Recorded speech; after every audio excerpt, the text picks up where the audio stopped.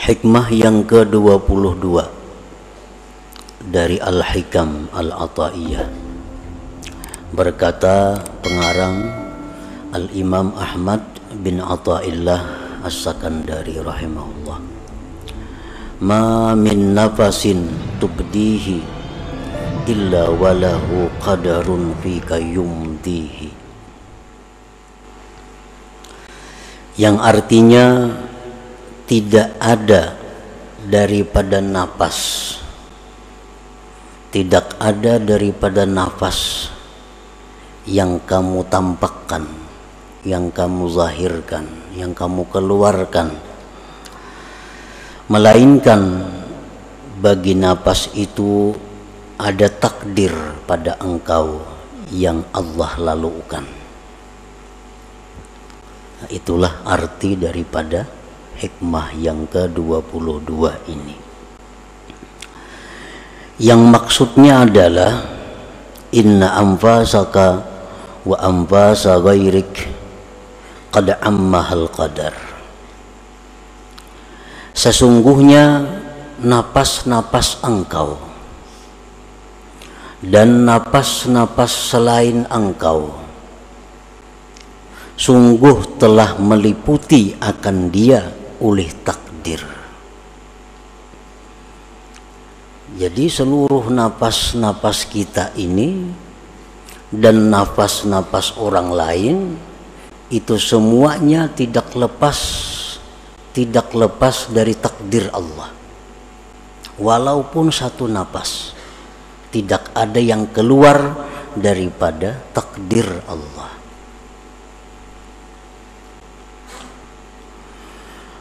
Wala yasduru minka wa min ghairik illa ma sabaqa bihi ilmuhu wa qada'uhu subhanah. Dan tidaklah timbul napas engkau,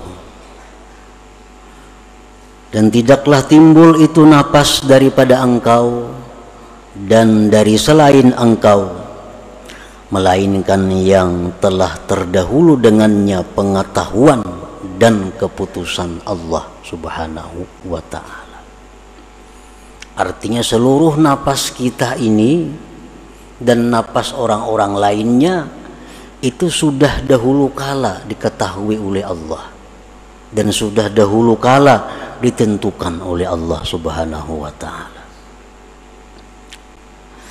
Falazimaka an tarda bi qada'ihi wa qadarihi, maka wajiblah engkau bahwa ridha dengan keputusan Allah dan takdir Allah itu. Wajiblah engkau ridha dengan apa-apa yang ditentukan dan ditakdirkan oleh Allah. Wa hakikatur ridha an la ta'tarida 'ala Allah subhanahu wa ta'ala, dan bermula hakikat ridha itu adalah bahwa engkau tidak mengiktirat, bahwa engkau tidak membahas, bahwa engkau tidak menentang apalagi marah atas Allah subhanahu wa ta'ala. Nah, para muhibbin rahimakumullah, orang yang marah kepada Allah berarti adalah orang yang tidak ridha dengan Allah. Bisakah manusia, bisakah kita ini marah kepada Allah? Allah di akhirat nanti akan menanyakan kepada kita, wahai Fulan bin Fulan, engkau pada hari anu, jam anu, kenapa marah kepadaku? Wahai Fulan bin Fulan, engkau pada hari anu, tanggal anu, jam sekian, kenapa engkau mencela, mencaci makiku? Seorang hamba ini bertanya kepada Allah, wahai Tuhanku, aku tidak pernah marah kepadamu, aku tidak pernah mencaci makimu. Kata Allah, tidak, kau pernah marah kepadaku. Kapan kau marah kepadaku? Di waktu kau marah kepada hambaku. Kapan kau itu marah kepadaku? di waktu kau marah kepada hamba-hambaku? Kapan kau mencaci maki aku? Ketika engkau mencaci maki hamba-hambaku. Nah, para muhibbin rahimakumullah, berarti kalau kita ini benci kepada hamba, kepada makhluk Allah, sama dengan benci kepada Allah. Kalau kita mencaci maki hamba Allah, makhluk Allah, pada hakikatnya kita mencaci maki Allah. Rasulullah SAW bersabda, la tasubbud dahra fa innallahu wad-dahru. Jangan kau mencaci maki terhadap masa. Jangan engkau mencaci maki keadaan-keadaan. Sesungguhnya Allah itulah yang mencipta keadaan-keadaan itu. Nah, para muhibbin rahimakumullah, sebagaimana dalam hadis disebutkan, Allah bersabda, Allah berfirman kepada hambanya, "Ya Tuhan, wahai fulan," ini di akhirat, "aku sakit, engkau tidak menjenguk aku. Wahai fulan, aku lapar, engkau tidak memberi makan kepadaku." Ujar si hamba, "Ya Allah, bagaimana engkau itu bisa sakit? Engkau Tuhan." Kata Allah, "Hambaku itu sakit, tapi kau tidak membisuknya." Seseorang yang sakit itu adalah orang yang dikehendaki Allah sakit. Nah, kalau kita tidak membisuk dia, sama dengan tidak membisuk Allah. Kada mailangi Allah. Aku kelaparan, ya Tuhan, engkau kada memberi makani aku. Jadi kita, ya Allah, engkau Tuhan, mana mungkin lapar. Hambaku lapar, engkau tidak memberi makan dia. Nah, lapar itu adalah ciptaan Allah. Orang yang lapar, orang yang dikehendaki Allah. Kalau kita kada memberi makan kepada mereka, sama tidak memberi makan kepada Allah. Nah, jadi sangkut pautnya dengan yang kita baca ini adalah bahwa kita wajib ridha dengan apa yang ditentukan oleh Allah Subhanahu wa ta'ala, karena setiap napas kita dan napas selain kita itu pasti ada takdir yang meliputinya. Para muhibbin rahimakumullah, Allah Subhanahu wa ta'ala berfirman, "Wallahu khalaqakum wa ma ta'malun." Allah yang menciptakan kamu dan menciptakan segala perbuatan kamu. Itu Al-Quran. Bila mana kita belajar tauhid sifat 20 umpamanya, atau yang lebih tinggi daripada itu, kita mengenal tauhid af'al. Nah, kita mengenal tauhid af'al. Arti tauhid af'al itu apa? Mengesahkan perbuatan-perbuatan. Maksud mengesahkan perbuatan-perbuatan itu apa? Mengitikadkan di dalam hati bahwa tidak ada perbuatan dalam alam semesta ini melainkan perbuatan Allah Subhanahu wa ta'ala. Nah, itu tauhid af'al.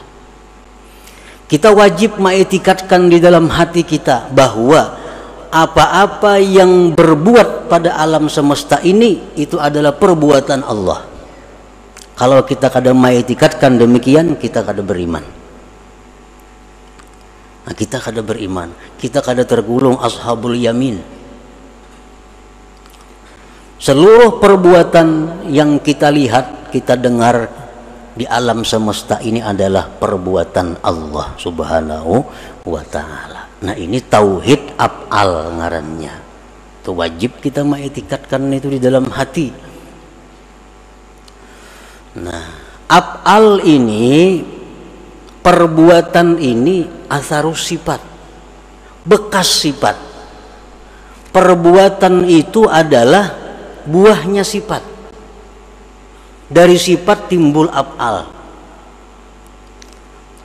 Kita melihat tukang begitu pandai membangun sebuah bangunan, itu af'al tukang pada zahirnya. Nah, kehebatan tukang maulah bangunan itu tentu bekas daripada ilmu yang ada dalam dirinya. Ilmu sifat. Jadi karena adanya sifat ilmu dalam diri si tukang ini, timbullah perbuatan membikin gedung, membikin rumah yang bagus. Nah, jadi af'al itu adalah keluarnya di sifat. Nah, kita kembali bahwa seluruh perbuatan ini adalah perbuatan Allah. Seluruh perbuatan adalah perbuatan Allah. Dan perbuatan Allah itu, fi'il Allah itu bekas dari sifat Allah. Bekas dari sifat Allah. Dan sifat Allah itu banyak. Sifat Allah banyak. Tetapi kesimpulan dari banyaknya sifat Allah itu dibagi dua. Ada sifat Allah yang dinamakan Al-Jamal, ada sifat Allah yang dinamakan Al-Jalal. Al-Jamal ini artinya keindahan, keelokan. Seperti apa sifat-sifat yang dalam kelompok Al-Jamal ini? Sifat pengasih, penyayang, pecinta, pemelihara, pemberi, pemaaf, pengampun. Itu sifat-sifat keindahan, keelokan. Yang kedua dinamakan sifat Al-Jalal, sifat kebesaran. Dalam kelompok sifat kebesaran ini, Allah itu maha menyiksa, Allah itu maha memudaratkan, Allah itu maha menggagahi, Allah itu maha perkasa. Nah, ini kelompok sifat Al-Jalal ngarannya.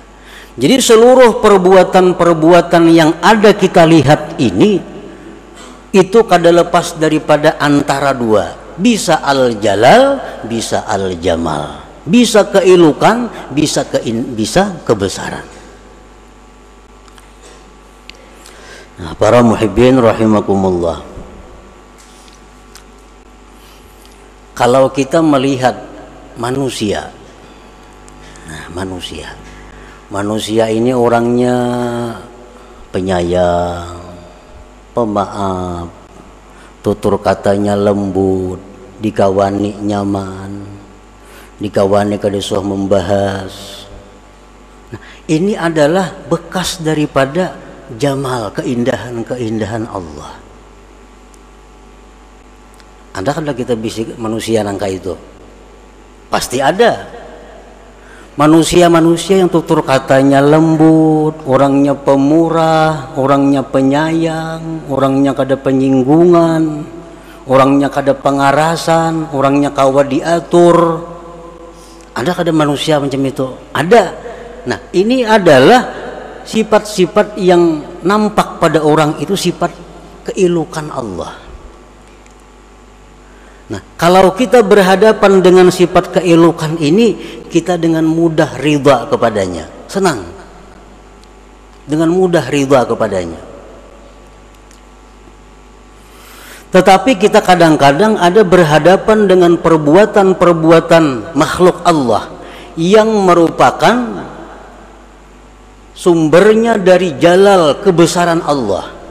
Orangnya kasar, salah sedikit tersinggung, salah sedikit bisa kada memberi, salah sedikit bisa menghantam. Ada kada manusia macam itu? Ada. Kada kawat salah kalau amuk.